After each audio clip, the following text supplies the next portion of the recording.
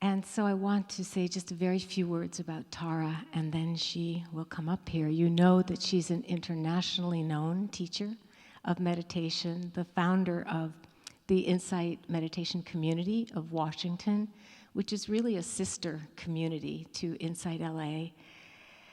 Her popular weekly podcast receives over 1.5 million downloads every single month. So very proud of you for that, Tara. And she and Jack are leading currently a teacher training with participants from 49 countries, which is amazing. Tara is the author of Radical Acceptance, True Refuge, and now Radical Compassion. This is a book that distills years of her meditation research, teaching, and practices, and making them accessible to you so that you can use them in your practice. You know, years ago when InsightLA was beginning, Tara, even though I'm the big sister in age, was really the big sister in her community, being already 10 years old when we started, and at least, actually. And from time to time, I could call Tara and say, what do you do about this? How did you do that? She was always there, always friendly, always had time to give me advice. I remember once she said, just don't start anything before you have the people with you to help you. I did ignore her advice, but the people came. Here you are. So this is a wonderful, wonderful event and time for us to really have the blessing of your presence, Tara. And so I want to turn it over to you. Where are you? You're good, okay.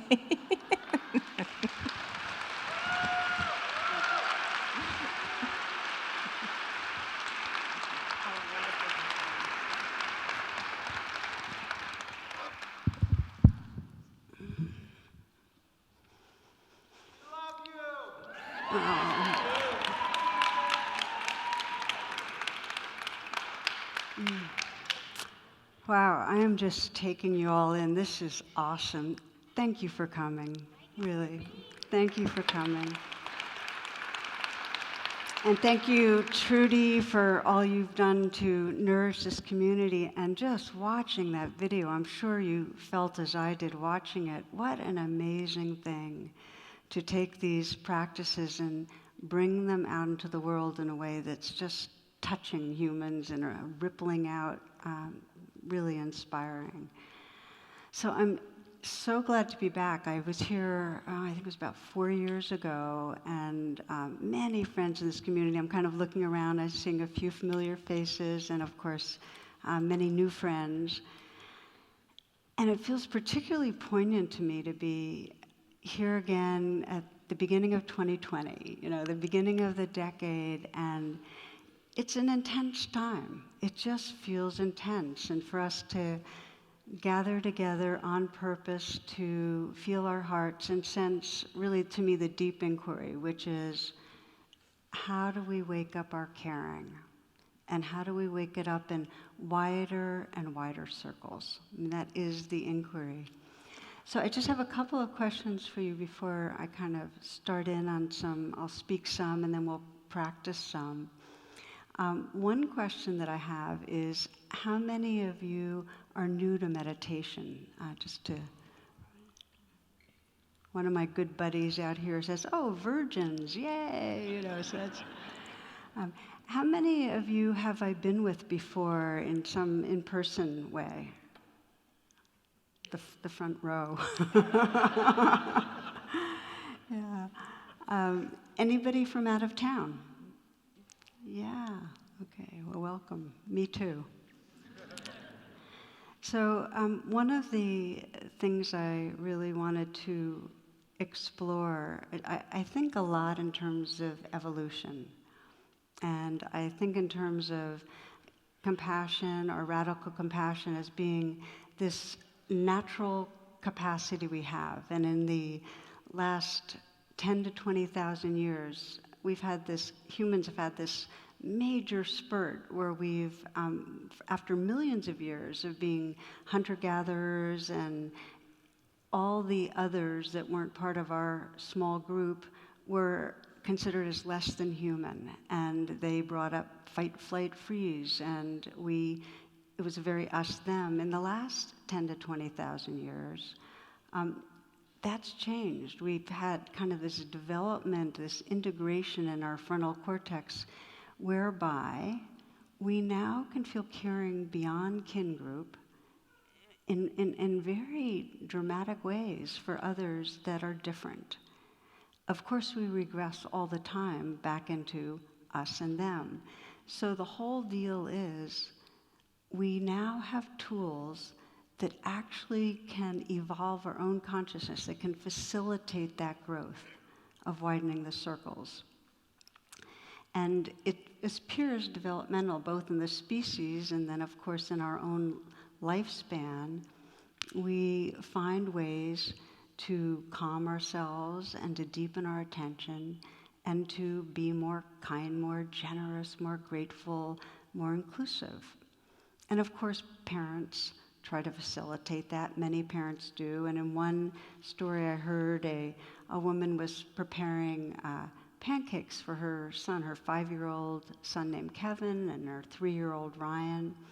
And she saw an opportunity to offer a kind of moral lesson. And so she said, because they were fighting over who got the first pancake, so she's trying to deal with that. She said, if Jesus was here, he would say, let my brother have the first pancake. And so the older one, Kevin, turns to his younger brother and says, Ryan, you can have the very first chance at playing Jesus. So we try to wake it up in us. So the grounds, we're going to be practicing together the grounds of radical compassion really is a mindful presence. And what I thought we'd do is just right here at the beginning, take a pause together. I sometimes call it the sacred pause. And just get quiet for a few moments. And the invitation really is to close your eyes and bring your attention to what's happening here right now. And feel your body and feel your breath.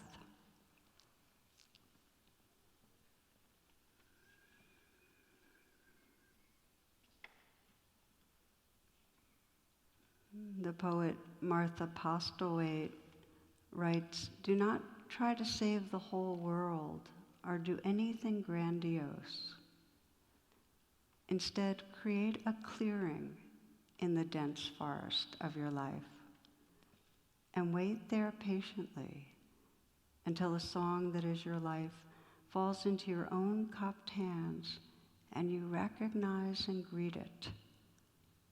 Only then will you know how to give yourself to this world so worthy of rescue. Do not try to save the whole world or do anything grandiose. Instead, create a clearing in the dense forest of your life. Create a clearing in the dense forest of your life.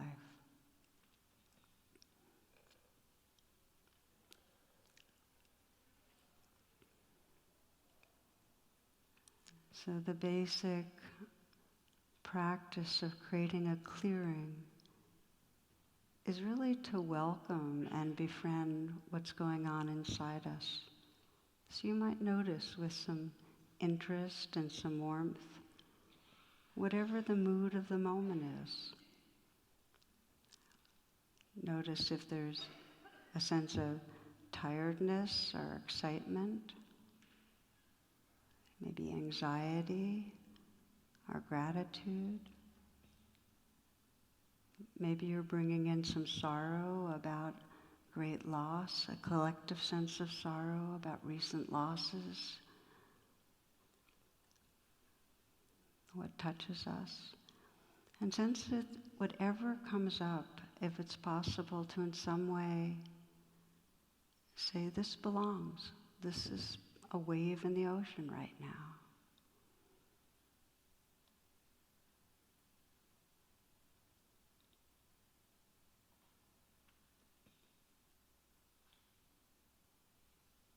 And extending that sense of this belongs and feeling who's here tonight, who's gathered. Feeling a sense of those that are in this field together, our community for this evening, different races, religions, sexual orientation, gender identities, age, class, that we can have that same inclusivity right here.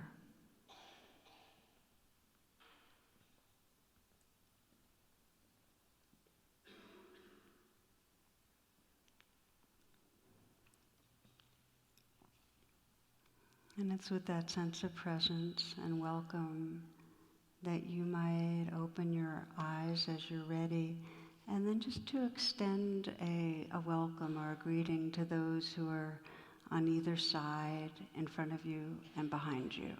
Okay, so taking a few moments for that.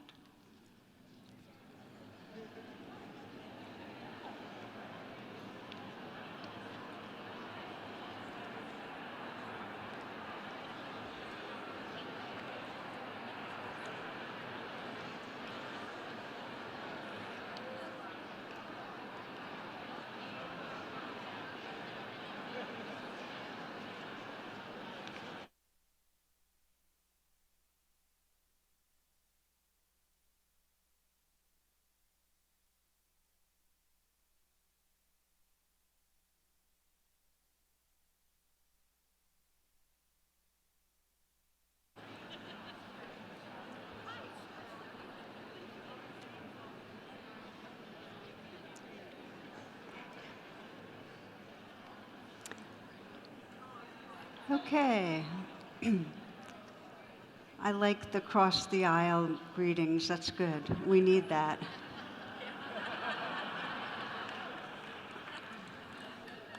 Okay, so one of the things just to kind of bring into our collective awareness is that we are at a time of, I have never experienced such staggering contrasts of the waking up and the shadow all at once. And you can just really see it, the kind of primitive energies going, and also the signs of evolving. It's a kind of, it's a confusing, complex time in our culture. And one man commenting on it described what life was like growing up for him in his hometown in Texas, I think it was. He said, it taught me two things in my small town. One is that God loves you and you're going to burn in hell.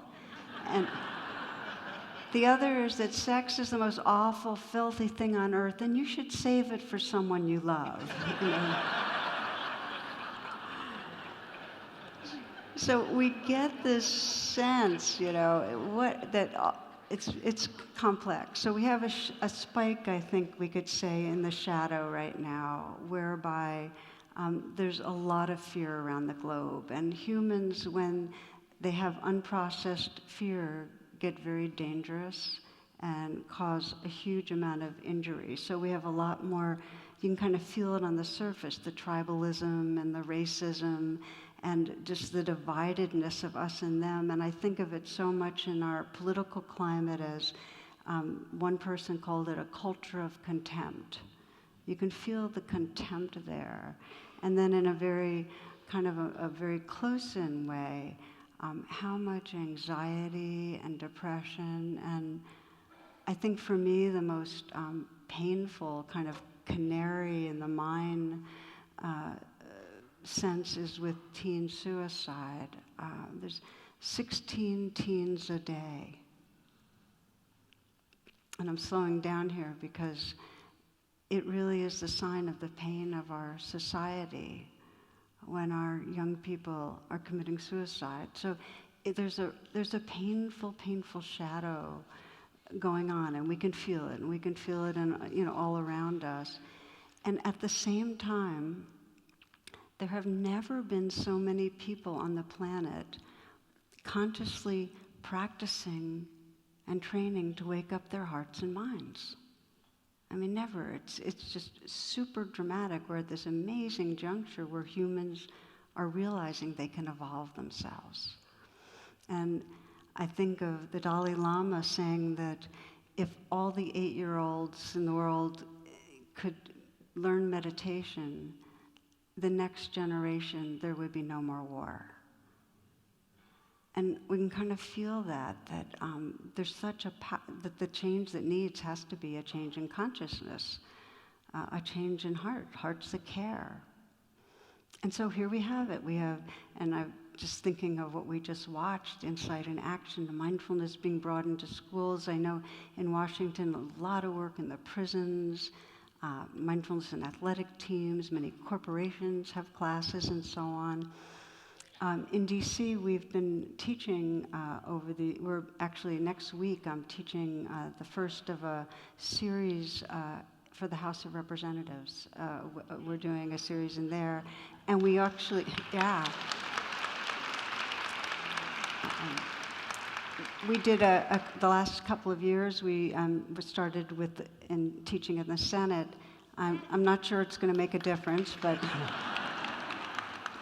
so a lot is happening, and it is our hope for waking up the world that we learn to pause and shift our consciousness. And so what we'll work on together tonight, I'd like to explore the acronym RAIN, which is really how to wake up the quality of a compassionate, inclusive heart. And I'd like to ask, how many of you have really never been exposed much to this acronym, RAIN, that we're going to be exploring tonight? Can I see by hands? Okay, great. It's a mix. Well, RAIN is basically an easy to remember weave of mindfulness and compassion. And it's one of those, when you hit a tangle, an emotional difficulty, when you hit a wall, it's a sequence that is easy to access that can help you come back to a place of more balance, more freedom, more tenderness, more intelligence. So we'll be exploring it. The reason I am so have put so much time into it is because I get a lot of emails, and I have never gotten so many emails about anything as I have about RAIN, and people say to me, basically, RAIN has saved my life. And so I had been thinking for quite a while about writing a book, just how to work with RAIN, and that's pretty much what this book, Radical Compassion, is. It's how to work with RAIN. And but what really launched me was an experience with my own mother that I share at the beginning of the book. And how it happened was she moved down to live with my husband Jonathan and me when she was about 82. And she came down at a really, really busy period of my life. It was very, very demanding, and I've come to realize that I always think every season's really busy. But it felt really busy.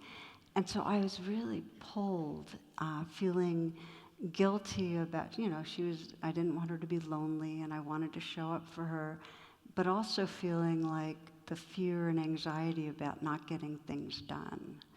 And I remember one afternoon in particular, I was looking into my screen, writing a talk on loving kindness, as it happens, when she came into the room to show me an article from the New Yorker, and I barely looked up.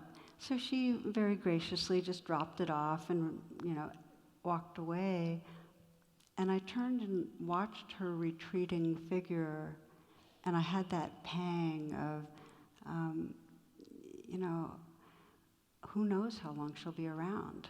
And so I stopped and I did some RAIN. And RAIN means, the R of RAIN is recognize, the A of RAIN is allow, the I of RAIN is investigate, and the N of RAIN is nurture. So that's how the acronym goes. So I recognized, okay, anxious about getting things done, and allowed it to be there. It's like saying, okay, this is just part of what's here right now. With the A of RAIN, the idea is not to try to fix it, or not to push it away or ignore it, but just to let it be. Even just to pause for a little bit. And that allows investigating.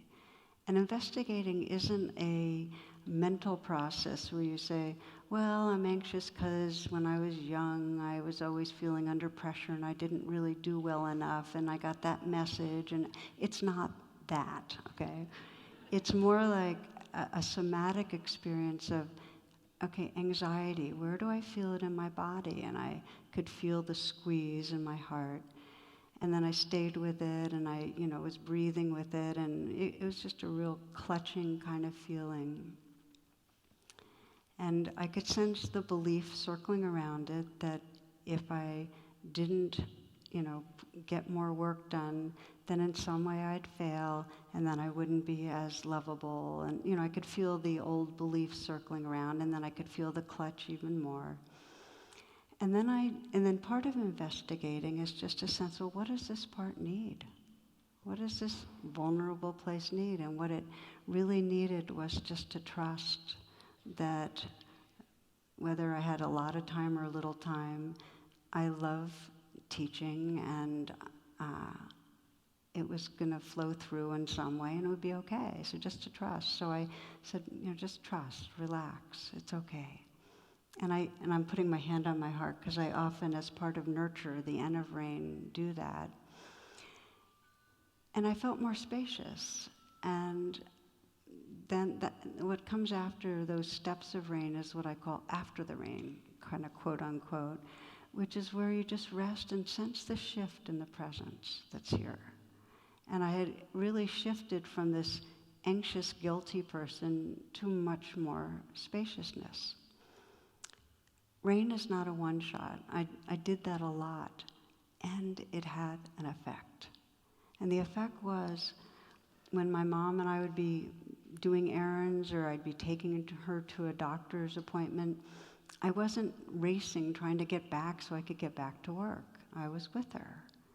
And when we'd go for our walks on the river, I actually was just taking steps with her.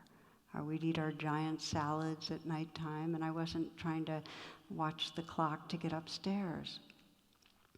And I share this because a lot of people would tell me rain saved my life, and I felt like rain saved my life moments with my mother.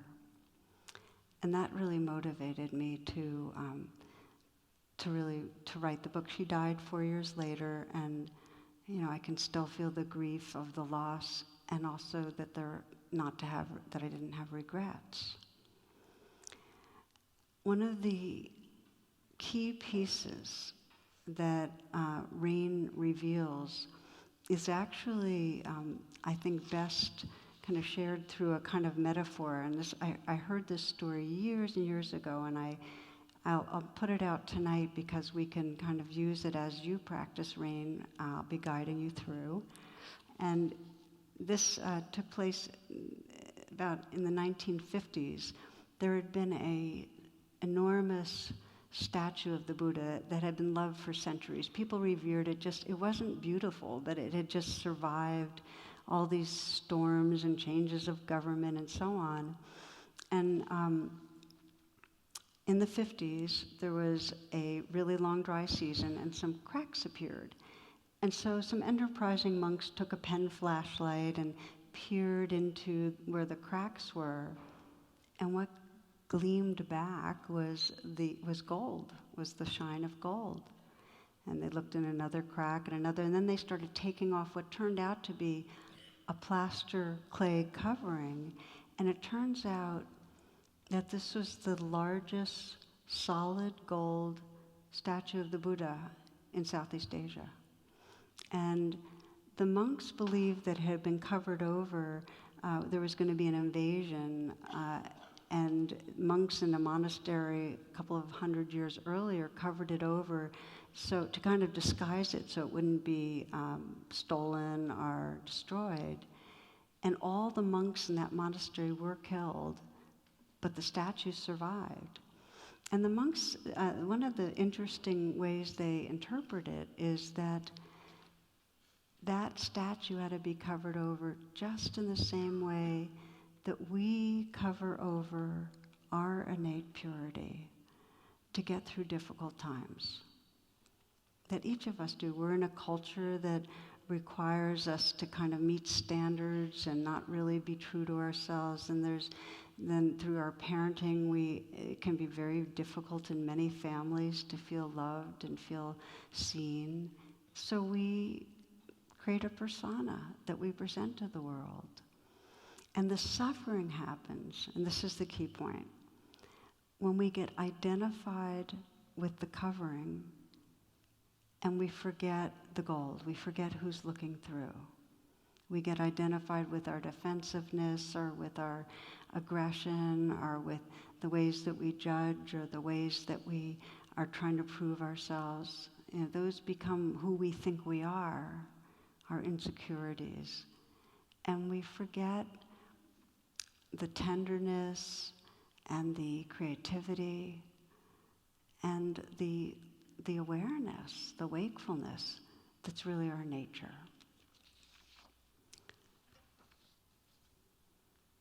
So for me, one of the most simple, deep, and powerful understandings of the spiritual path is that we're waking up to or remembering the gold and learning to live from it. We're learning to trust it and live from it. And that is really the purpose of the practice of rain, is when we're tangled up and we're caught on the surface of our being and really not liking ourselves, how do we come back to remembering who we are?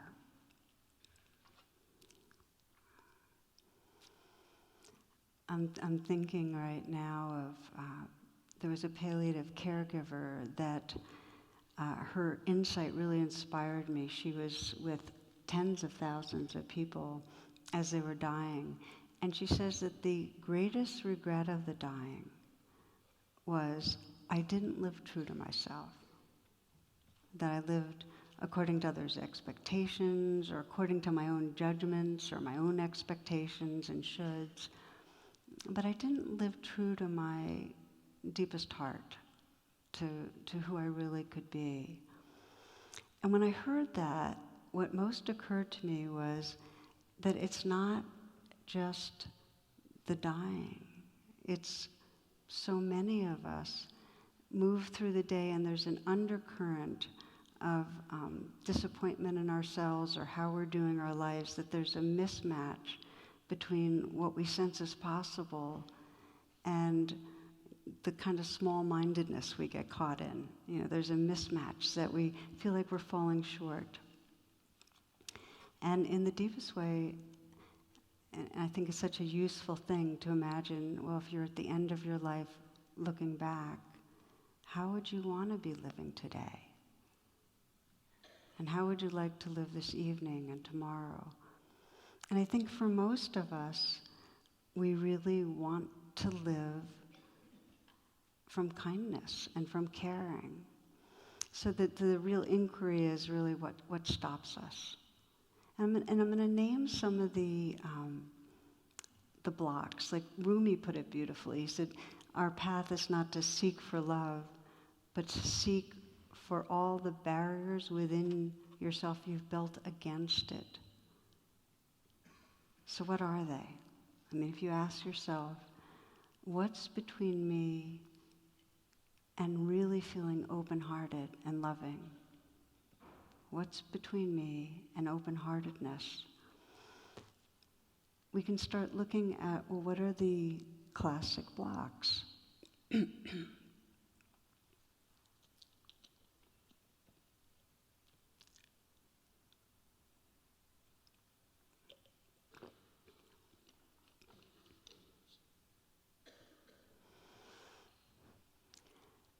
Since I'm pausing right this moment, I want to check in. Is anyone not able to hear me?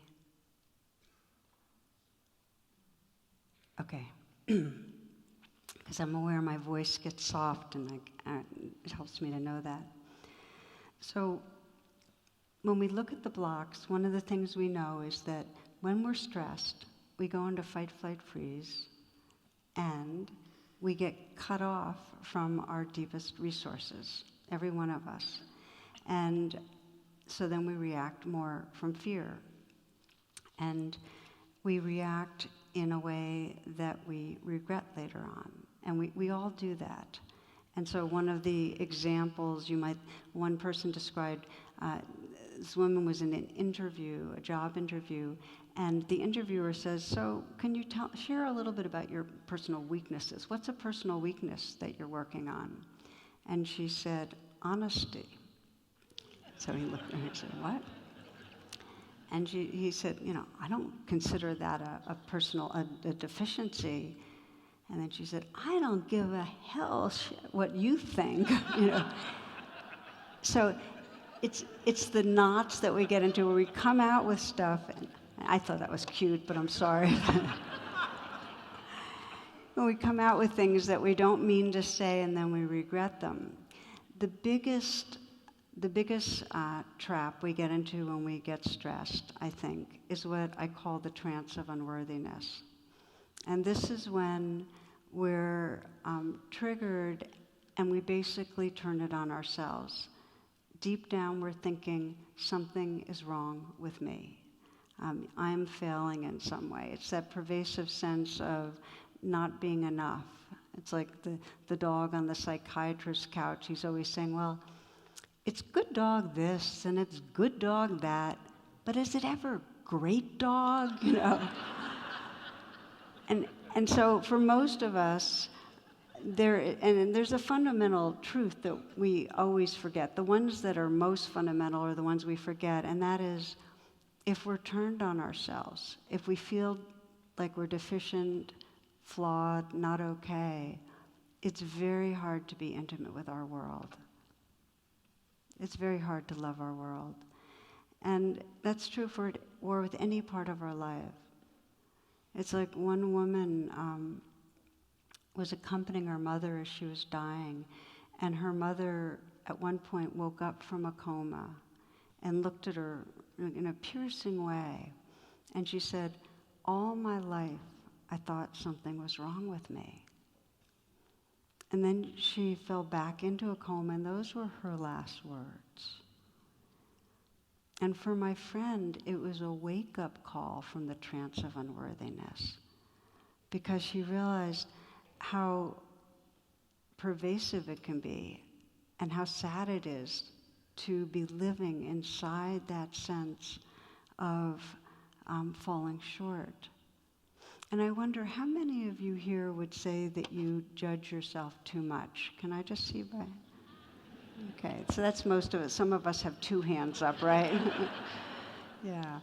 So most of us are aware that we judge ourselves too much, but what we're not aware of, and this is why I think of it as a trance, is, first of all, how pervasive and chronic it is, and how much it's affecting everything that we do. So that when we're turned on ourselves, it's very hard to be spontaneous, because on some level we're holding in who we are and how we are. It's very hard to trust that others really love us, because we feel like if they really knew, It's very hard to be creative or take risks at work because we're really afraid we're going to fail. It keeps us from really enjoying anything because we're, on some level, in fight, flight, freeze. It's dangerous to be unworthy. We'll be rejected. So the trance obscures the gold. It keeps us from really trusting who we are. There's a beautiful, there's a book that has this title, that our true sickness is homesickness. That when we're in that trance of unworthiness, we've left home. We don't trust the gold, and we're very busy trying to control things so we can feel better.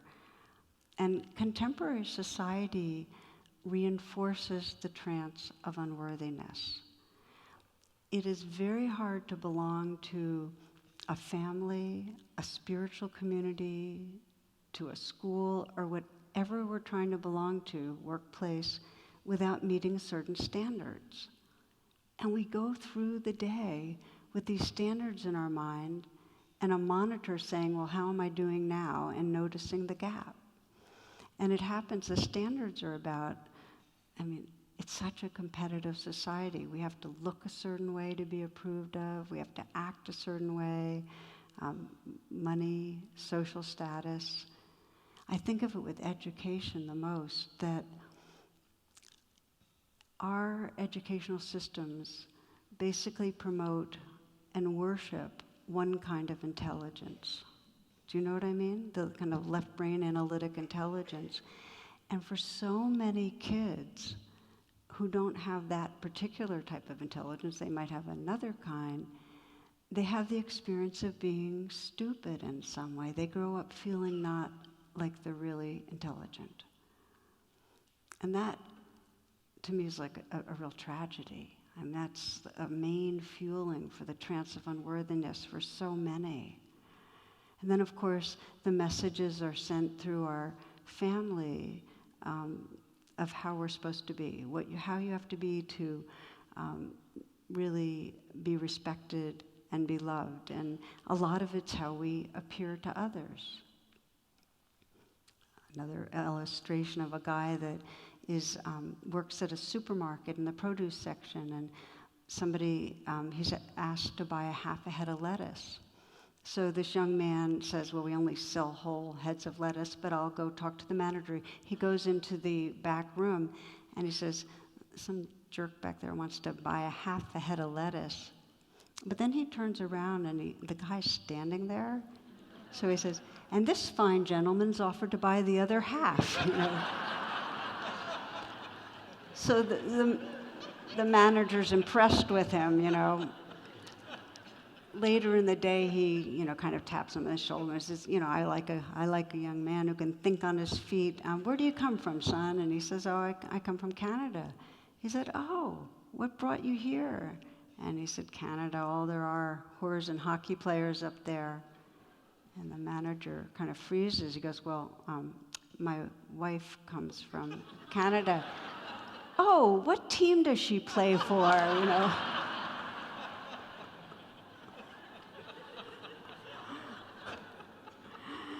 So every one of us in some way, you can think of a recent interaction with somebody that you maybe respected a lot or whatever, and you can start noticing how much we do and shape ourselves so that what we're saying will in some way get a certain response. And we sense in our bodies when we're less than spontaneous and real. Now, I want to say that the most toxic amplification of the trance of unworthiness, because we're such a hierarchical society, is the bias and the violence towards non-dominant populations. Then the message of you are inferior is fed in not just through worried parents, but through educational systems, through the justice system. You are less than, and it's one of the great pains and sufferings of our society. I want to share with you, this is Desmond Tutu. He says, I think we've gravely underestimated the damage that apartheid inflicted on all of us, the damage to our psyches. And he describes an experience he had. He said he described going to a conference for the World Council of Churches. So he has to fly to get there. And he says, I got onto the plane, and the two pilots in the cockpit are both black. And I just grew inches. It was fantastic, because we had been told the blacks can't do this. And we have a smooth takeoff, and then we hit the mother and father of turbulence. It was quite awful scary. And I can't believe it, but the first thought that came to my mind was, hey, there's no white man in that cockpit. Are those blacks going to be able to make it? And of course, they obviously made it, and here I am. But the thing is, I had not known I was damaged to the extent of thinking that somehow actually what those white people had kept drumming into us in South Africa about being inferior, about being incapable, that had lodged in me somewhere.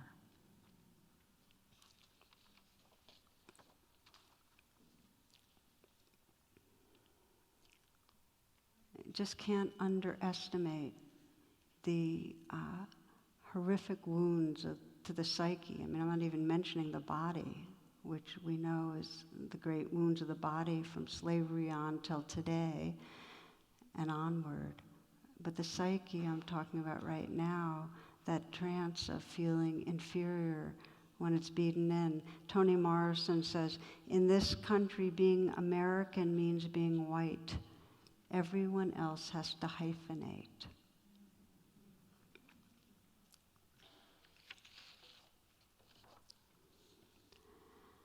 So the suffering of feeling not enough and the suffering in a deeper way of not belonging is universal, but it is amplified in our societies, and we forget the gold. So what I'd like to do for the remainder of our time together is explore how wherever, and you're going to be able to pick whatever you'd like to work on where you feel like you have forgotten, where you get reactive, and where you'd like to have more remembrance of who you really are. And one of the kind of phrases that I have found is so useful, Luis Cozzolino is an attachment psychologist, and he says that it's not survival of the fittest, it's survival of the nurtured. It's survival of the nurtured. And that our path back home is to be able to contact what's going on inside us and to bring kindness to it. Because if we can do that, we can widen the circle, and I can see you and see you with your struggle and be able to stand in that fire and open my heart to you and your struggle too. But we have to be able to do it first within. So RAIN, recognize, allow, investigate, nurture, is a mindfulness-based tool to bring that self-compassion inwardly. And we'll break it into two parts. We'll do just a very small piece on recognize and allow, because that's mindfulness. In the moment that we're recognizing and allowing, we're much more present. I found one of the most useful ways for me in doing recognizing and allowing happened years ago. I was on a retreat, and I was just kind of at the end of a process of separation with my first husband. And I came to a retreat, and I had a sinus infection, and I was feeling all the misery of that, combined with the divorce process, and I was in a really negative state. And so I sat there meditating, and everything that came up was kind of a downer. It was like I would feel the ache in my head, and then I'd hear a teacher go on and on during the guided meditation. I was, everything was landing negative. So I decided to do a yes meditation. And for me, a yes meditation was to just name what was happening, that's recognize, and then allow it by just saying yes. And yes didn't mean I liked it. Yes just meant I'm allowing it to be here because it's reality and it's here anyway, So I would sit there and I'd feel, the feeling of pressure and heat in my head, and I'd just say yes. And then we were at a retreat center where they had window wars because some people liked it cool and some people liked it warm. So the people were raising and lowering the windows, and I was irritated. Okay, yes to the irritation, And it went on and on.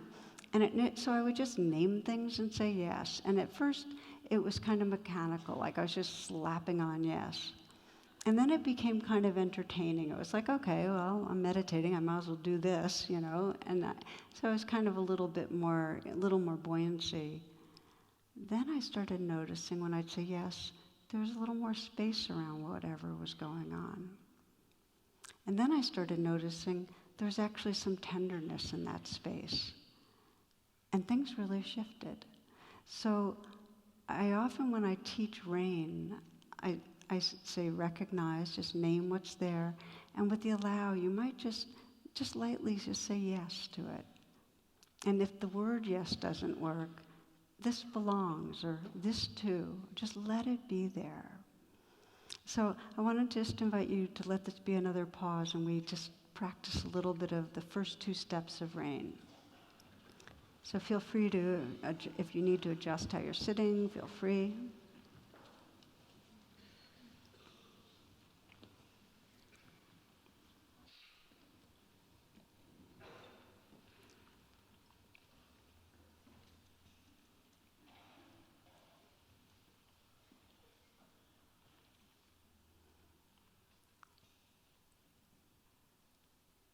And as you start coming into stillness, you might pick something that happened today or yesterday, or you just got moderately triggered. This is not a time for trauma.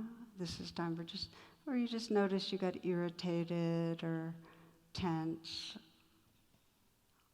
or felt a little hurt, or felt judgmental, or felt sad. Just something where you just in some way just felt a little bit, something got tripped off.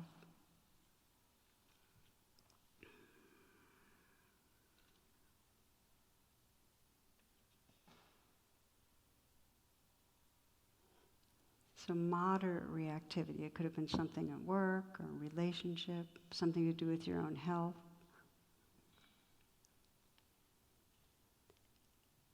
And just let your attention go to when you felt triggered and just notice what was going on. When we're triggered and reactive, in a way that means that there's a no or a resistance. We don't like what's happening. It feels wrong. We're wishing we weren't feeling something. We're wishing somebody else wasn't. So notice the no to begin with. Just how there's some sort of not liking and a resistance to what's going on. And you might even mentally say no and just feel what goes on in your body when you're reacting.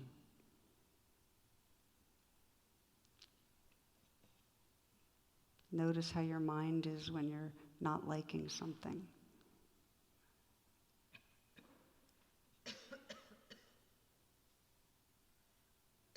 And notice how familiar it might feel.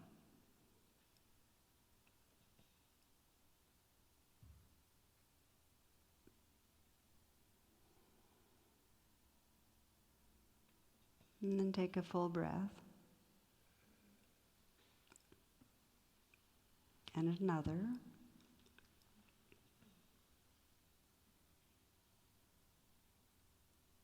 And let the situation again being in your mind, and actually as if you're watching close up, go right to where you're feeling reactive.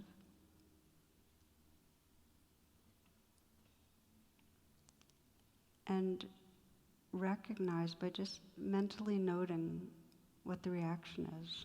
You know, angry, judgmental, hurt, sad, fearful, anxious. And then say yes to it. Just let the energy of yes be there. And again, yes does not mean you like it or you want it to go on. Yes is an acknowledgement of the actuality. This is what's happening. You're not saying yes to somebody else's behavior. If somebody's acting hurtfully, yes doesn't mean, oh, go ahead and do that. Yes means, okay, hurt is here. I'm feeling hurt. You're just being honest in the moment. Yes doesn't mean what you're believing is true. It just means the feelings are here. And keep noting whatever's there and just offer yes, or you might say this belongs, meaning it's a wave in the ocean, it's what I'm experiencing, letting it be there.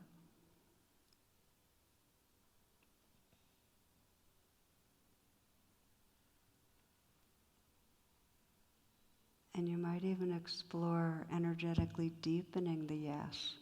So there's truly no resistance. You're just allowing life to be there.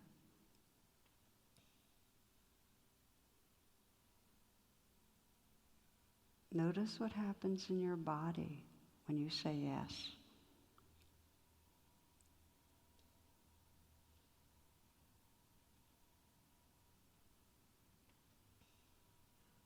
Yes to the fear, yes to the hurt, yes to the sadness. What happens?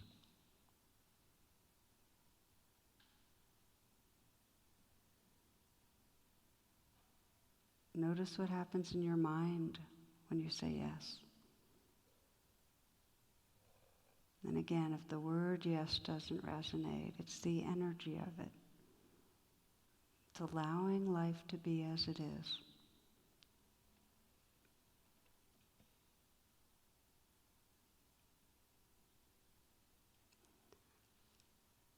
And can you imagine in the days and weeks to come, when this situation arises again, if it does, what would it be like if you could pause and feel what's there? Just to notice it, recognize, and allow. Just let it be there. How much more choice or creativity or resourcefulness you might have.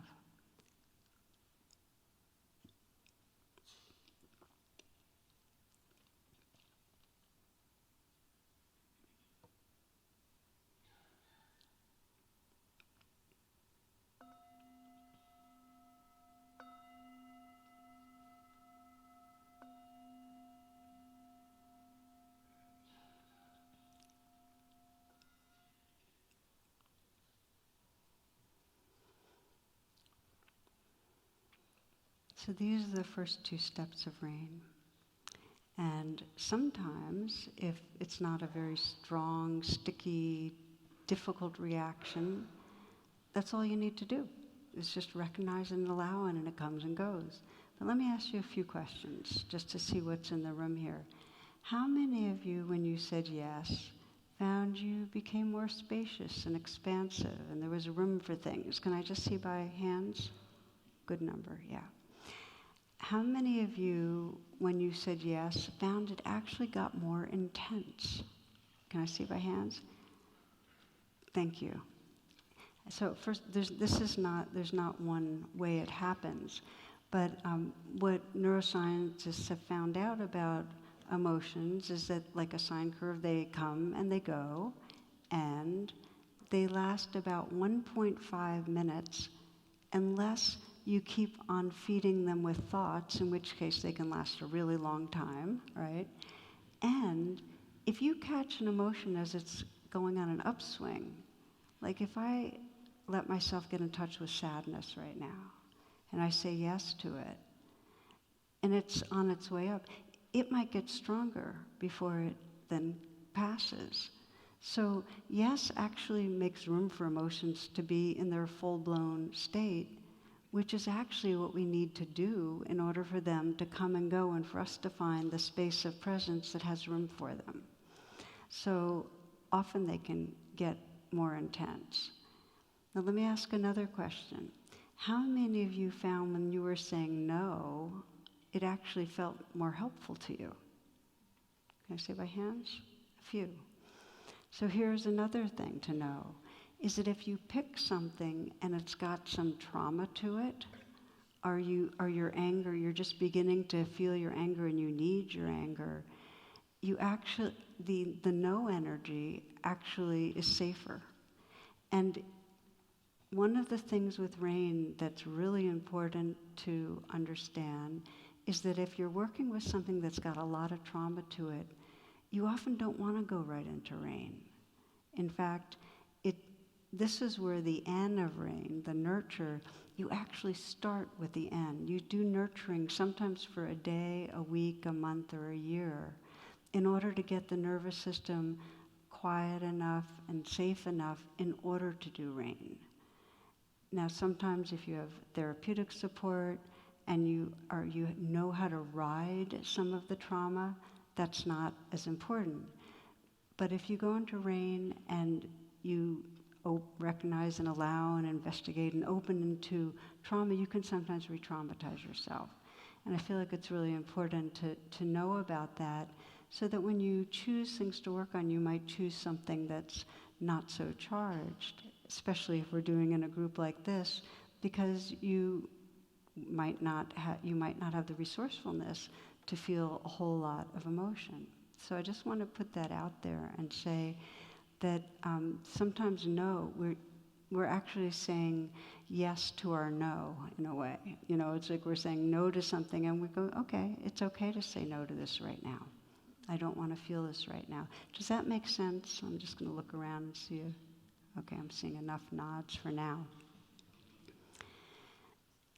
Many of you might have noticed that you recognized and you allowed, and there might have been some more spaciousness, but you could still feel a lot of emotion there. And that is a sign that we need to go on to the I and the N of rain, which is where we're going now. And I'm going to invite you to do rain again, and you can either do the same thing that you chose, or you might pick something different, either way. But I'm going to give you a few more examples of rain and how we work with it, and then we're going to practice together. Since I brought up the trance of unworthiness, I'll share with you that in my own life, I've probably done rain with feelings of shame or personal deficiency more than almost anything else. I mean, I've done a whole lot of rain with that. And so many rounds where I'll notice if I'm in a bad mood and I begin to look more deeply, I'll find out, oh, it's because I think in some way I'm falling short. And there's a really wonderful, this is Joseph Campbell. He has a circle of awareness, and he has a line going through it.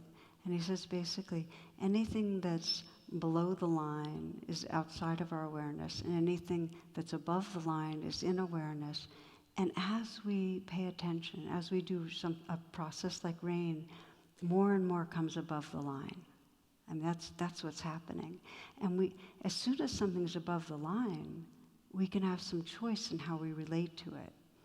But if it's below the line, our identity gets hitched to it, and it really controls us.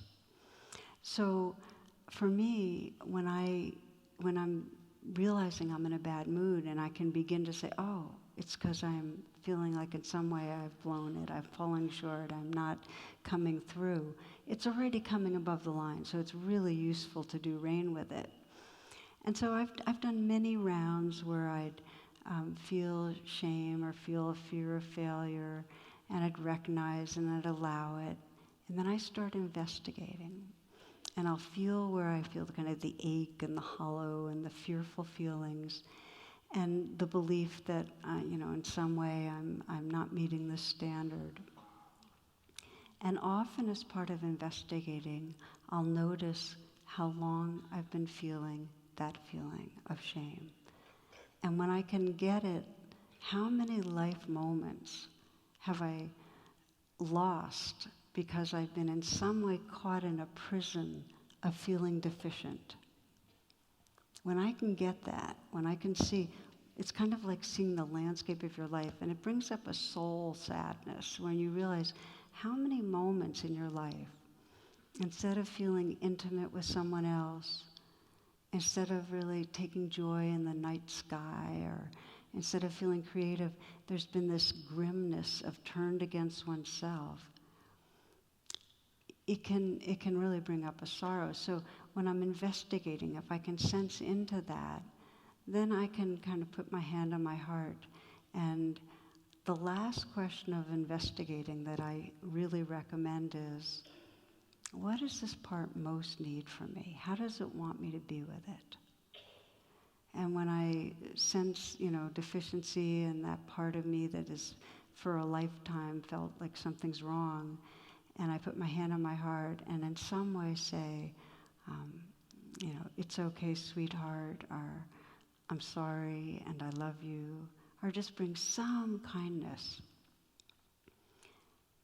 In those moments, there's a transformation, and I become more the compassionate space that's offering kindness versus the failing self.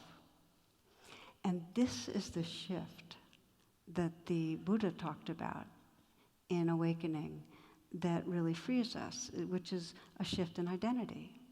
We go from some sort of a small self who's limited and believing in all these things that's wrong with me or you, to a space of kindness and tenderness that has room for widening circles. That's the shift. So after the rain are the moments when you can just feel that shift. Okay, it's more the truth of who I am is this field of kindness than that small self that was falling short. So I've done many, many rounds of this. But sometimes it doesn't work. And this is what I want to bring to you right now, which is there are times that you're going to do rain and you just can't bring kindness to your own being because you're too regressed or too small or too young. And then we have to be able to reach out for a source of nurturing that's beyond the experience of the small self.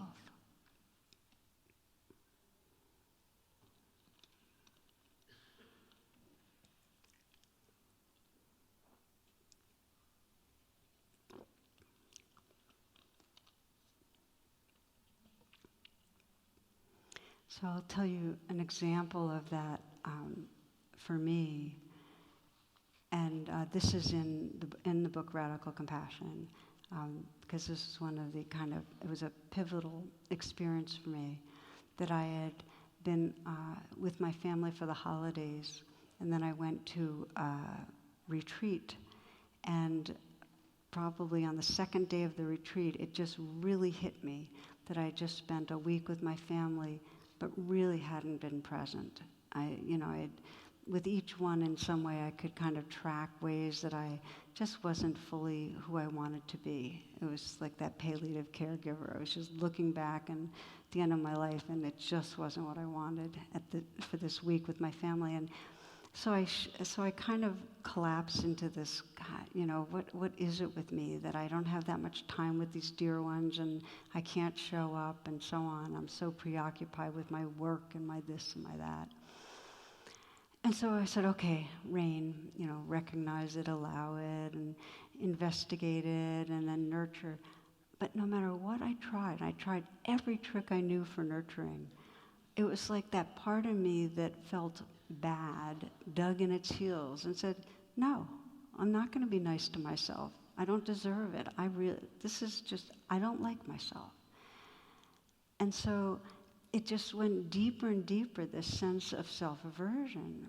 And so I started weeping, and the words that came out were just, please love me. And I was weeping, and when there's a deep sense of tears and longing, we get porous. And so I know I became more porous as I was saying that. And as I said, please love me, I just felt this wash through, this bathing in this light and loving energy. And the more it was washing through me, there was kind of a letting go, and then it just becoming that. And what I came to realize was it was my own kind of loving heart, loving myself, but I had to first reach out to some sense of something beyond me to connect with it.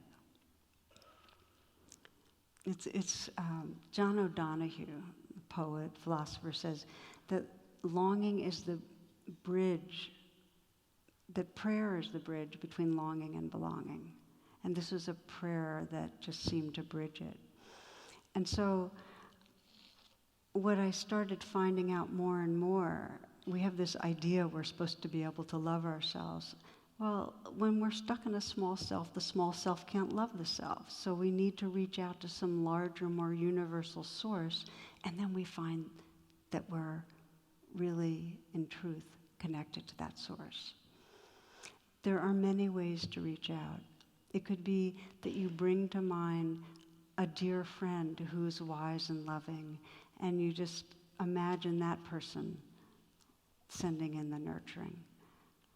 It may be a grandmother that's no longer alive. It might be a spiritual figure. It might be some more formless sense of universal loving, like the way I that's the way I do it. I consider it the beloved, but it's just formless universal love. It could be your dog. And there are many people I know, it's their dog.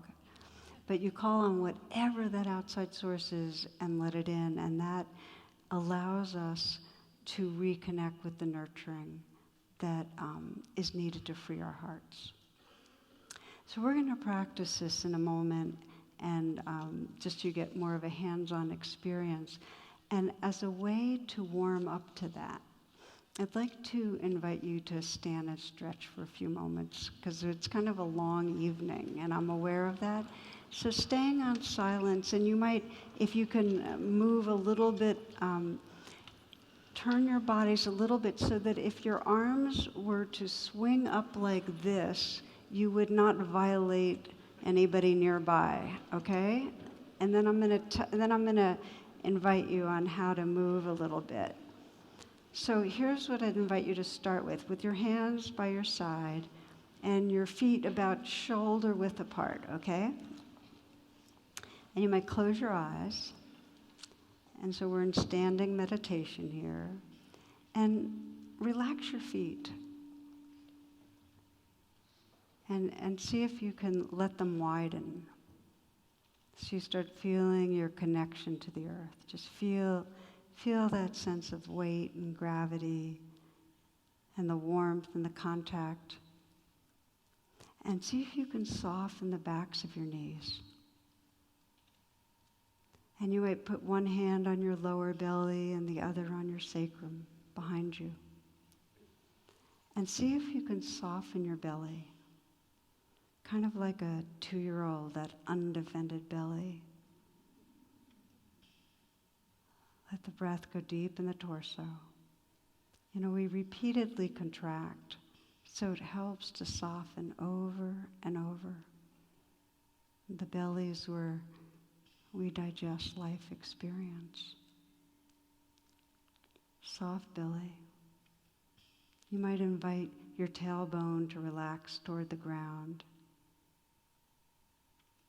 You may feel only a small movement. With your eyes still closed, allow your palms to float in space back towards the sides. Let the shoulders fall away from the neck. You might relax the back of your neck and the occipital ridge at the base of the skull. Just a mental suggestion of lengthening. You may notice your chin goes parallel to the floor. Palms are floating in space, open to all the senses. And then gently rotate the palms so they're facing out. And then slowly with the in-breath, sweeping up, stretching, and then rotate the palms out and exhale, sweeping down. Good. Same thing again. Inhale, sweep up. And exhale, sweep down. Just continue for a few moments at your own pace, but slow enough so you can feel the sensations of moving through air, much as you might through water.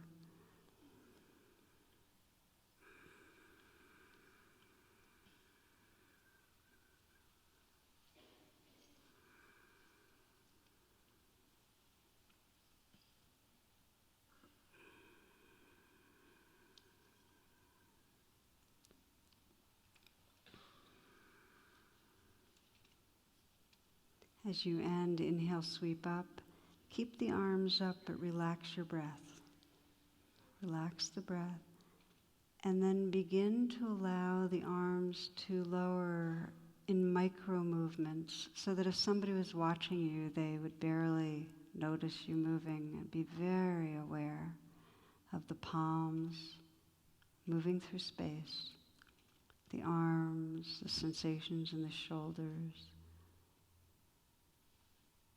Awake and aware, fully here.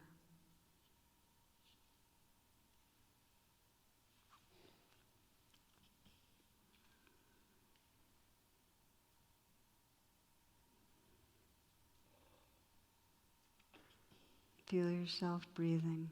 Feel this body breathing. Embodied, really occupying your body, really here. And moving consciously, slowly, come take your seat for the guided meditation.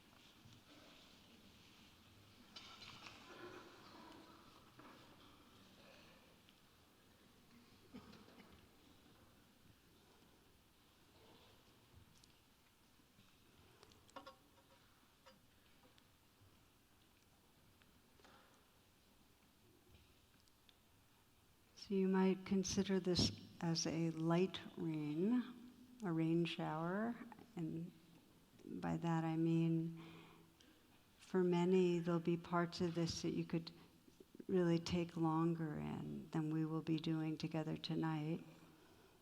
But it'll give you a taste if you're new and a chance if you've done this before to revisit.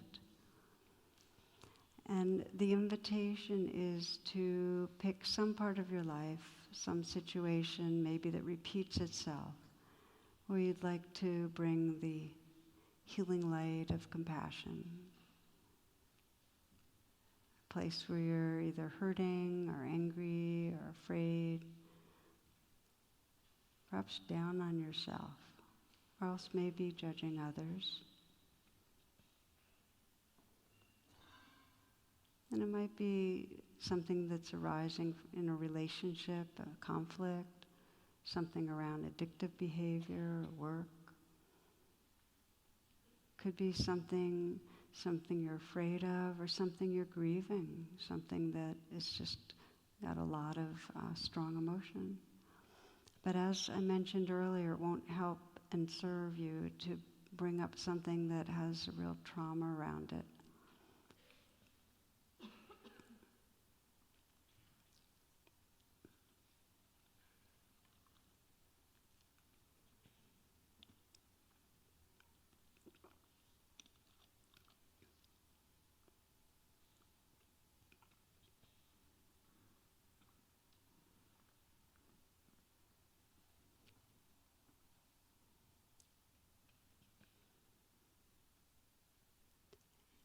If you need some more time to pick your situation, can you raise your hand so I can just get a sense of if we're ready to move forward? Okay.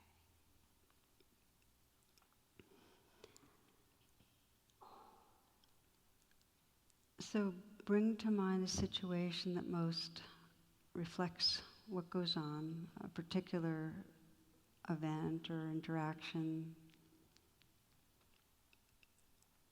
And as if you're watching a movie, go to the frame where you feel most emotionally reactive.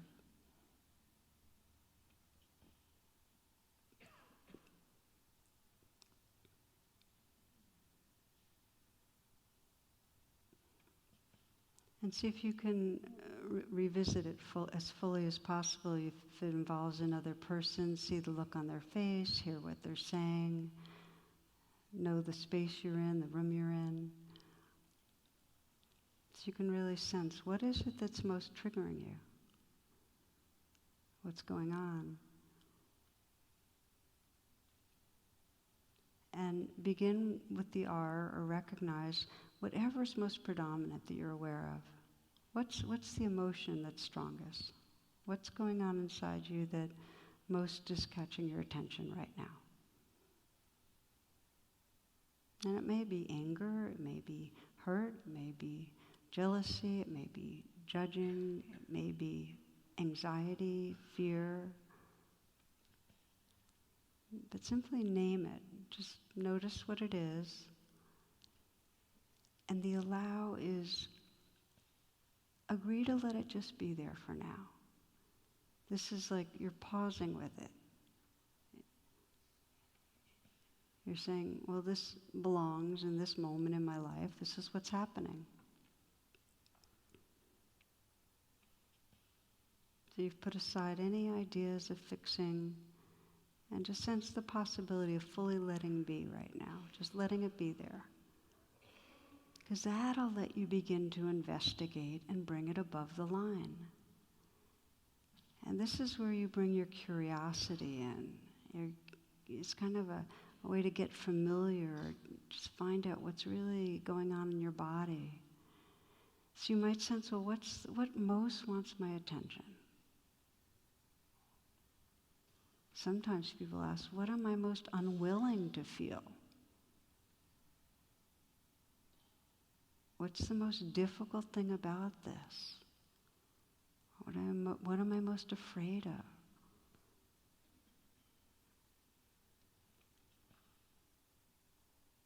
And check your body where you feel the feelings of failure or shame or judgment or sorrow.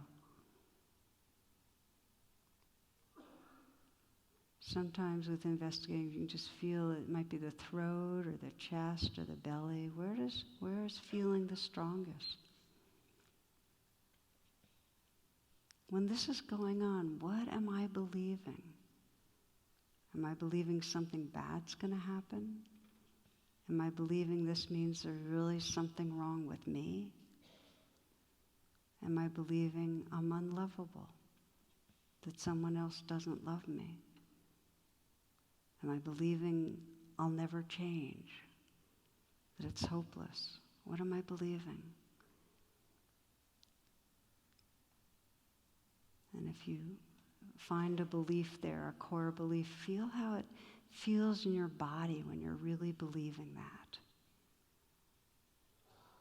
If you're really believing that you're unlovable, what's that feel like in your body?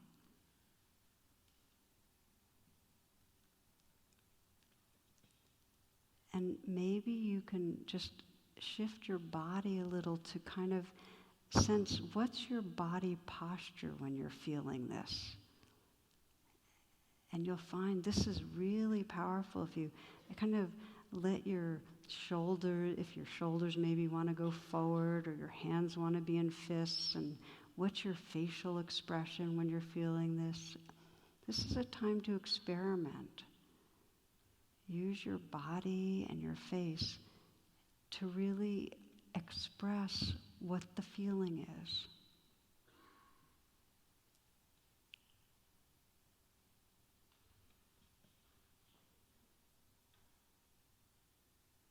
Where do you feel it most strongly? Where's the vulnerability most in your body? And you might put your hand where you feel it the most, and that is actually will begin to help you move towards the nurturing. Maybe your throat or your chest. I often find putting my hand on my heart is so helpful. Experiment. Put your hand where you feel some vulnerability, and it'll help you stay there. Breathe with it. Allow it to be there. You might sense, how long have I been feeling this? For some, you might notice you've been feeling this as long as you can remember. And how has it affected your life to have this pattern of feelings and beliefs moving through the years? What has it taken from you? What has it denied you?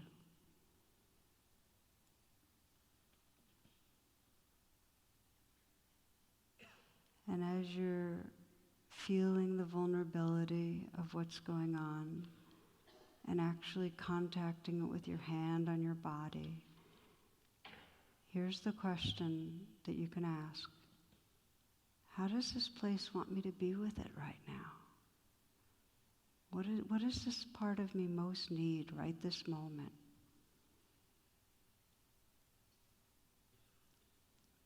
Perhaps like me, the vulnerable place is saying, please love me. Please love me. Or maybe it's saying, please see me. Understand me. Please stay with me. Don't leave. So it might need love or compassion. Maybe it needs just to be seen.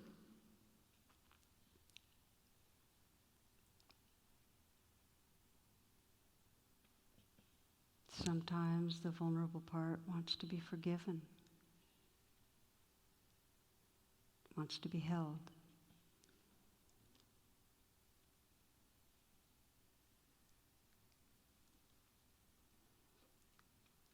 Keep connected with that vulnerability and take a few full breaths.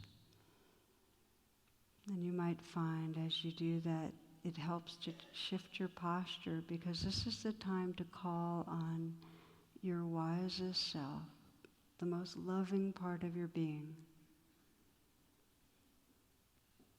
And sense how the most loving and wise part of your being wants to offer nurturing to the vulnerable place. Perhaps sending in a message, some reminder or message. What words would be most comforting? What's the message this part of you most needs to hear right now?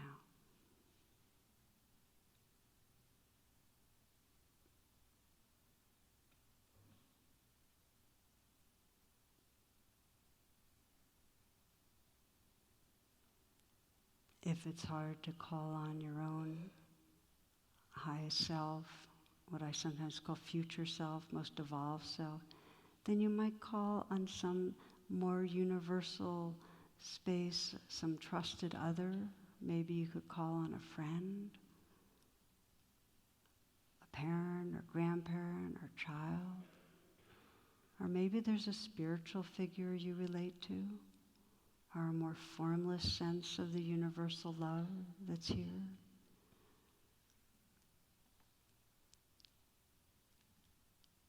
So let that sense of what you need be a calling. Please love me, or see me, or forgive me, or hold me, to something larger, reaching out.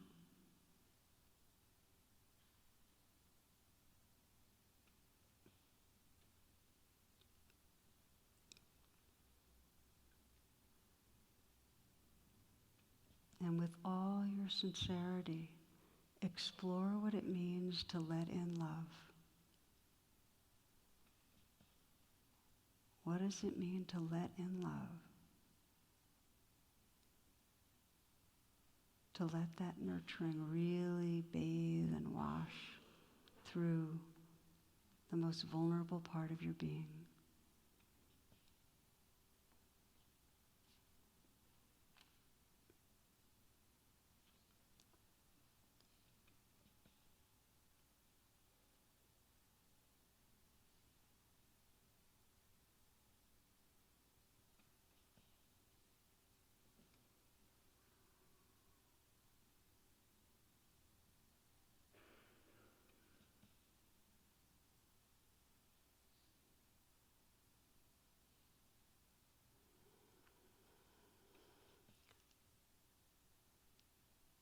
In these last few moments, the practices after the rain, just sense the heart space and presence that's here. See if you can relax and get familiar with it. Let it fill you.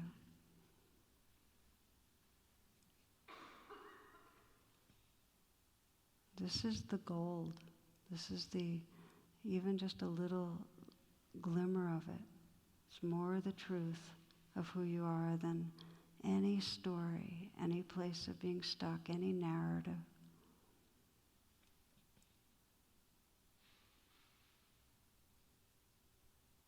Who are you without a limiting belief?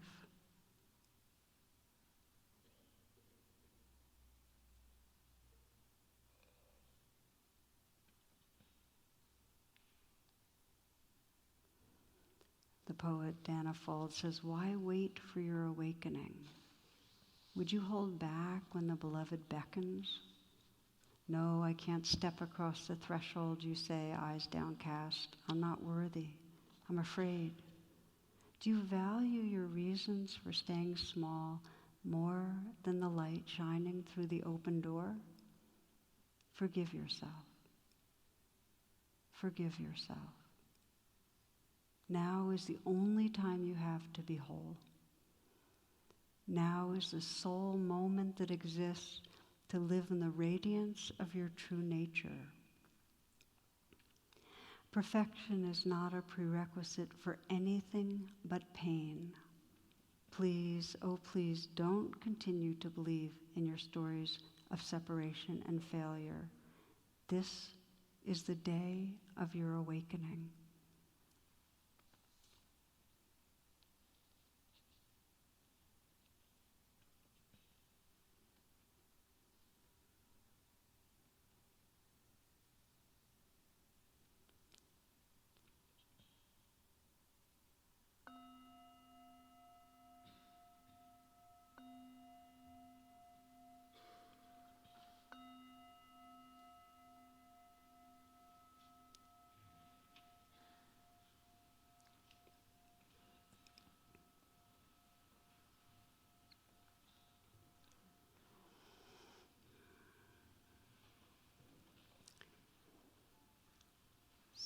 So for the final part of our evening, I'd like to look at how we take rain and widen the circles. We've explored how to bring rain inward, and the understanding is that if you begin to develop the courage and the clarity and presence that allows you to bring attention and kindness inwardly, you can then bring that attention in widening circles. And one of my favorite stories is of Jarvis Masters, who was in San Quentin. He has been in there for decades, and he has taken the Bodhisattva vows. He's an active practitioner, and he tells a story of being in the prison yard one day, and a seagull lands in a puddle of water.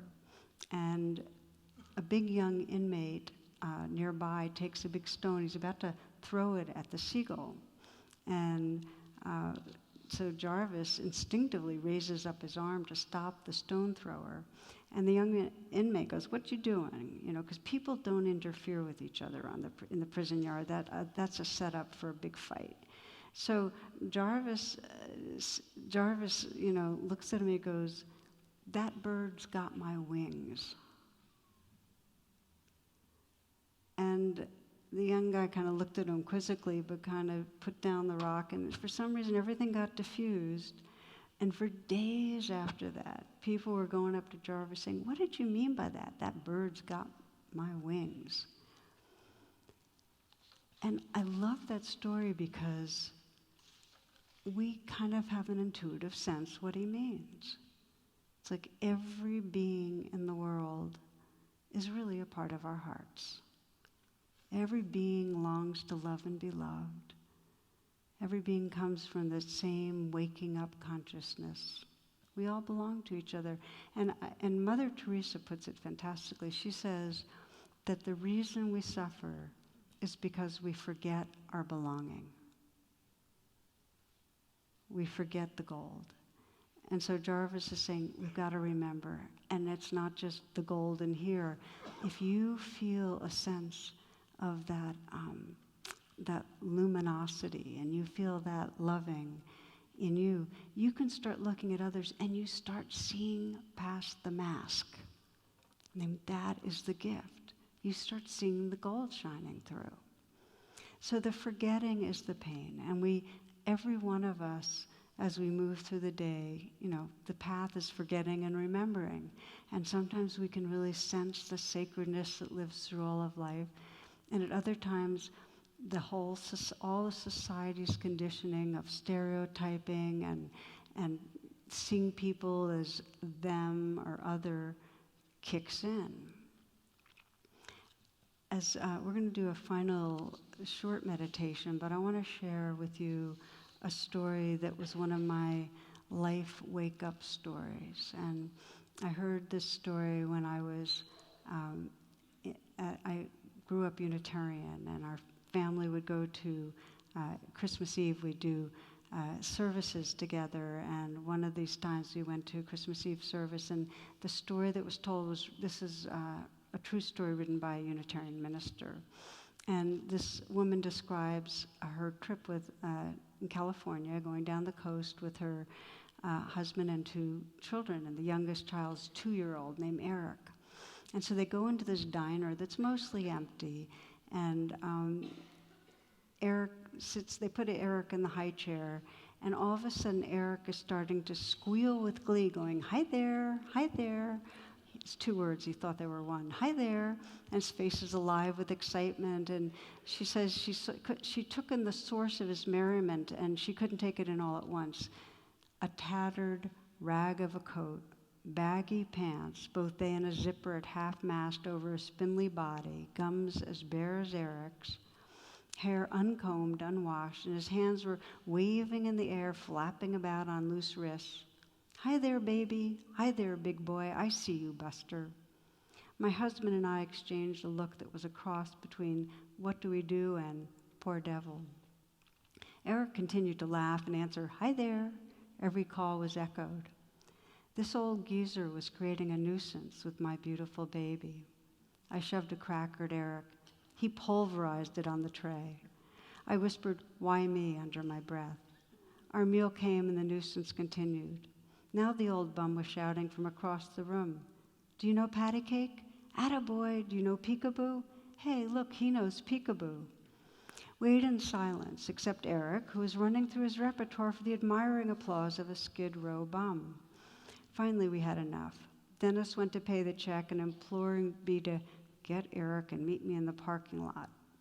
I trundled Eric out of the high chair and looked toward the exit. The old man sat poised and waiting, his chair directly between me and the door. Lord, just let me out of here before he speaks to me or Eric. I headed towards the door. It soon became apparent that both the Lord and Eric had other plans. As I drew closer to the man, I turned my back, walking to sidestep him and any air he might be breathing. As I did so, Eric, all the while, with his eyes riveted to his best friend, leaned far over my arm, reaching with both arms in a baby pick-me-up position. In a split second of balancing my baby and turning to counter his weight, I came eye to eye with the old man. Eric was lunging for him, arms spread wide. The bum's eyes both asked and implored, "Would you let me hold your baby?" There was no need for me to answer, since Eric propelled himself from my arms to the man's. Suddenly, a very old man and a very young baby were involved in a love relationship. Eric laid his tiny head on the man's ragged shoulder. The man's eyes closed, and I saw tears hover beneath his lashes. His aged hands, full of grime and pain and hard labor, gently, so gently, cradled my baby's bottom and stroked his back. I stood awestruck. The old man rocked and cradled Eric in his arms for a moment, and then his eyes opened and set squarely on mine. He said in a firm, commanding voice, "You take care of this baby." Somehow I managed "I will" from a throat that contained a stone. He pried Eric from his chest, unwillingly, longingly, as though he was in pain. I held my arms open to receive my baby, and again the gentleman addressed me. "God bless you, ma'am. You've given me my Christmas gift." I said nothing more than a muttered thanks. With Eric back in my arms, I ran for the car. Dennis wondered why I was crying and holding Eric so tightly, and why I was saying, my God, forgive me."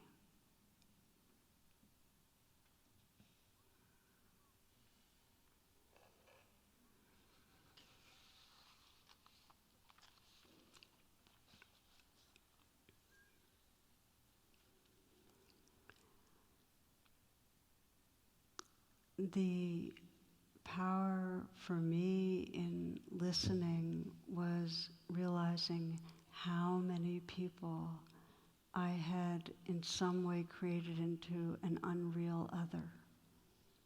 And do you know what I mean by unreal other? Like not subjectively real, somebody that was on the hierarchy in some way, often in some way less, or not seeing them as just a human. And what has become more and more compelling to me is that what our earth most needs is for us to be committed to seeing the realness of each other, which means that we move through the day and we see that everybody's struggling hard, because we're all in these bodies that are getting older and have total uncertainty and insecurity about what's going to happen to our bodies and our minds and the people that we love, except for that we know that we're going to die. And so we all live in this vulnerability together. And what if we could move through the day and look into another person's eyes and really get that just like me, you're living with the same uncertainty? And what if we could look at each other and see past the mask and see the gold? Really, what if we committed to that? To really pausing and seeing who is looking back at us. It would be a different world. There's a group called Building Bridges, and they bring together Israeli and Palestinian teens for a few weeks at a time.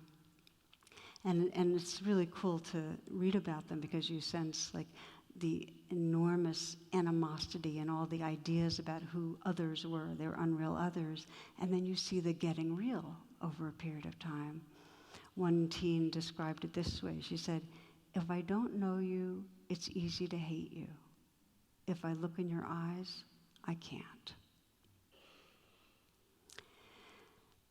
So we're coming to our closing, and let me just do a little time check here to see.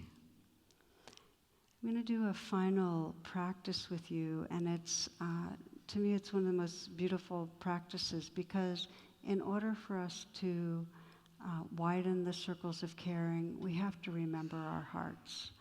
And this is a practice of remembering our hearts, and you're going to be doing it with one other person. And I'm going to have to ask you to stay on real silence so we can pair up really easily to do this. And if you start from one end of the room and just kind of turn to the person next to you, each going down across the room, and just turn towards your partner. And if you turn out there's nobody right near you, just raise your hand and we'll match you up. So coming into partners, please. And if you don't, we really do need to stay on silence with this number of people, but raise your hand if you're looking for a partner. And if you stand up, you're going to find another person standing up.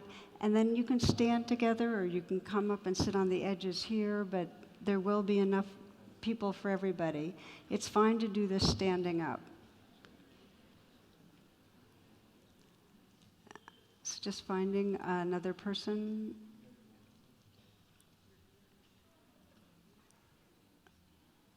Okay. Does everybody have a partner? If there's two of you, if there's two people and one's kind of standing or kneeling, why don't you sit on the edge of this? Just come up front and just sit on here, just so you're comfortable. It's fine to do that. It's the only way I can see. Anybody else need a partner? Okay, the next step is you just need to decide who's going to be first and second without knowing what you're doing right now. And let's say this. The person that's going to be going first is wearing the brightest colors, okay?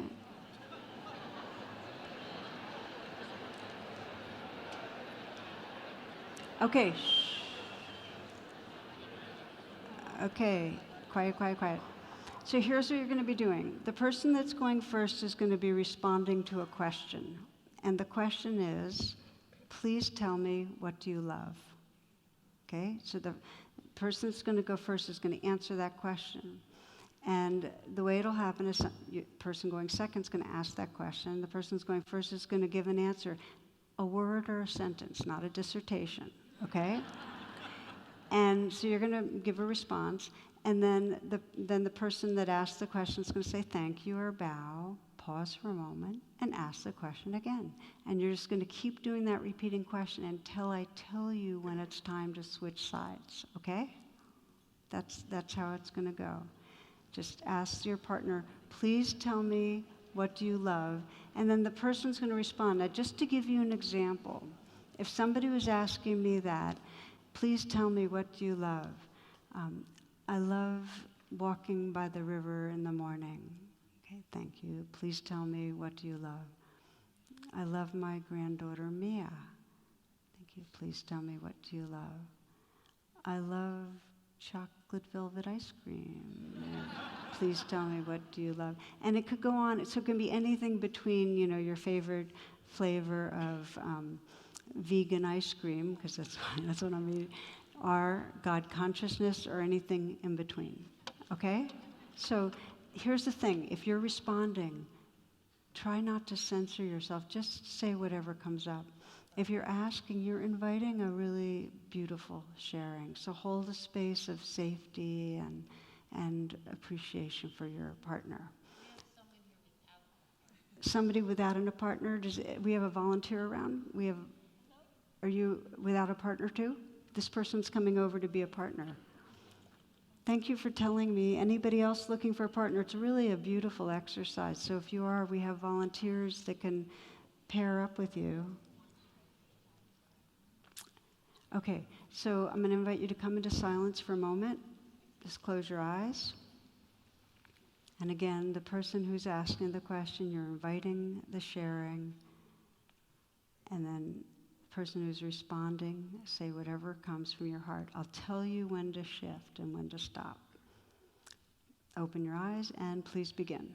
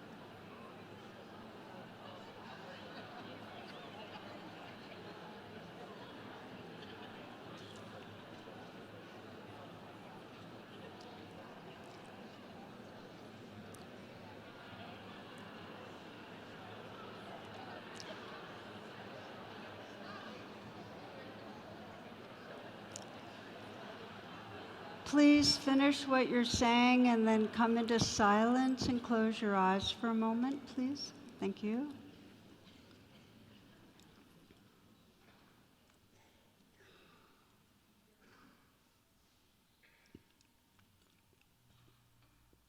So in a moment you'll be switching your role. The person that was asking the question now will be responding. And again, to just give yourself permission to say what comes from your heart. And your partner will be inviting that forward. So opening your eyes and starting again.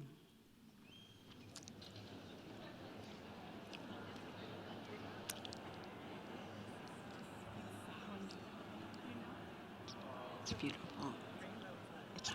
It really is.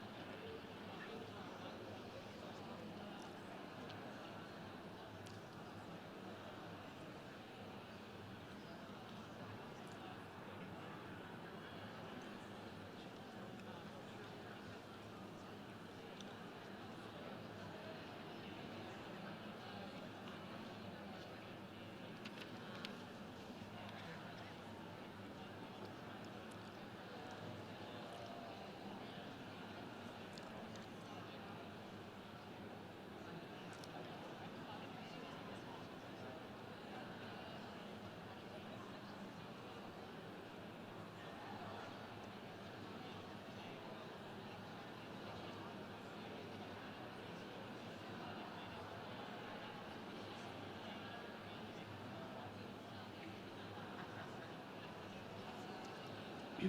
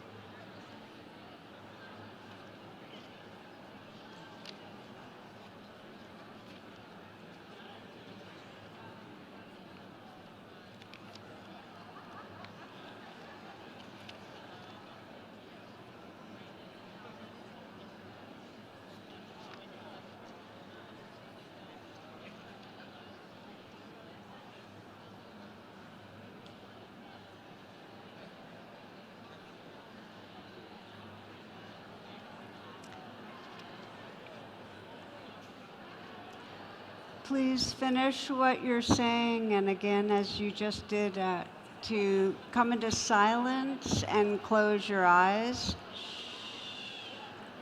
Coming into silence and closing your eyes, please, for the final part of the meditation. Yeah, thank you.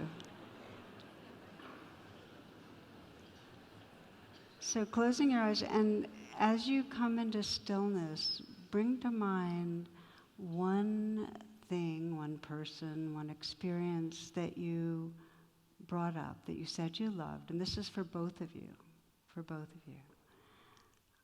that resonated really deeply, something you love, some being you love, where the love is very strong.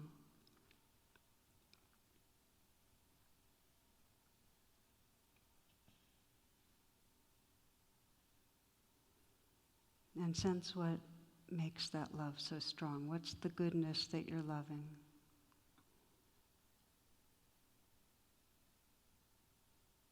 What is it that most wakes up your heart about this person or this activity or this experience that makes it mean so much to you?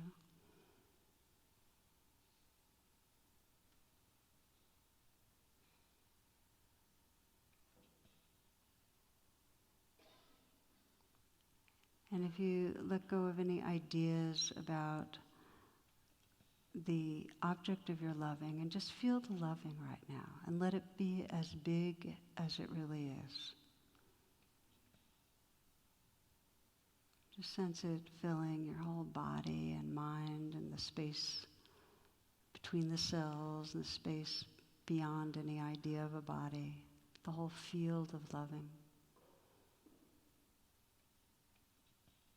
And just sense how much that loving includes, how inclusive it is.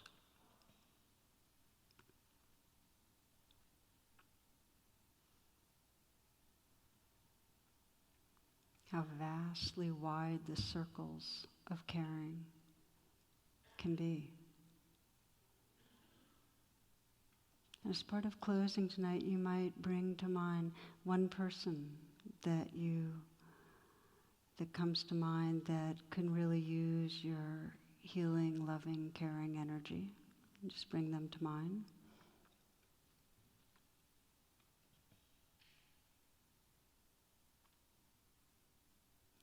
And feeling that from that heart space, that vast heart space of caring, just sensing their vulnerability. That kind of, that bird has my wings, that's part of you, that you can feel the waves of their being in your heart.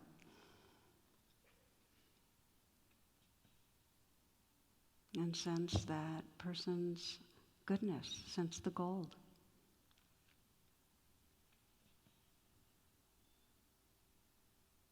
Feeling your care palpably, including in your heart as you widen the circles, perhaps some group of humans that suffer in a way that really speaks to you, that's easy for you to open to and feel and sense, maybe because of oppression, violence against them for their religion or their race, perhaps refugees or those at war, or perhaps non-human animals that suffer so greatly. And just bring to mind and sense in this heart space these beings, their vulnerability,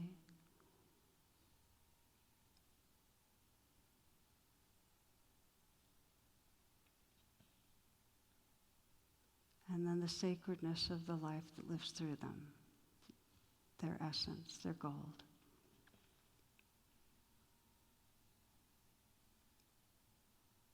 You might sense that you hold the earth, our mother, in your lap and feel just the vulnerability, the dis-ease of this precious earth.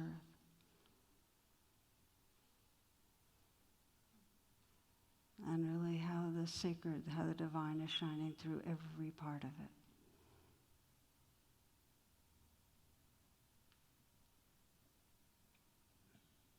And so as we close, we sense those wide, wide circles of inclusion. The earth, our mother in our lap, and all beings in our heart.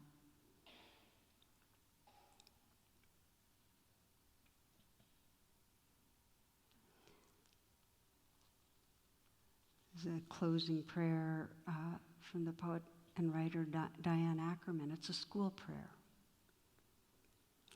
In the name of daybreak, and the eyelids of morning, and the wayfaring moon, and the night when it departs, I swear I will not dishonor my soul with hatred, but offer myself humbly as a guardian of nature, as a healer of misery, as a messenger of wonder, as an architect of peace. In the name of the sun and its mirrors and the uttermost night and the crowning seasons of the firefly and the apple, I will honor all life, wherever and in whatever form it may dwell, on earth my home, and in the mansions of the stars.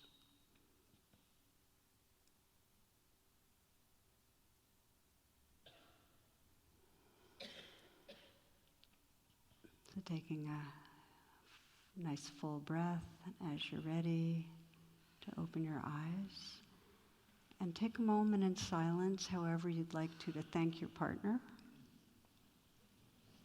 Just giving your heart thanks. Yeah.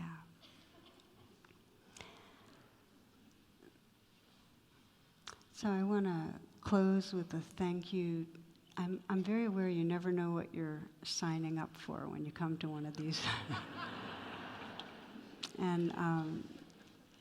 And yet you feel like it just, the feeling tone of being with you is so, there's so much of a willingness and a sincerity that I just feel really honored and delighted to be able to do this with you tonight, to have this kind of help co-create this field of radical compassion, and with the prayer that I think we hold together. I think often of how Rogers, I don't know how many of you saw It's a Beautiful Neighborhood, but one of his stories is of when the news is bad, his mother would always say, remember the helpers. And I really think of that sentiment here, that to remember how many care and how many really are on purpose wanting to widen the circles of caring, and the prayer being that we dedicate ourselves to that, because that really is the hope for our world. So again, thank you all for being part of here. Deep thanks to InsightLA and to all of you. Thank you. Thank you very much.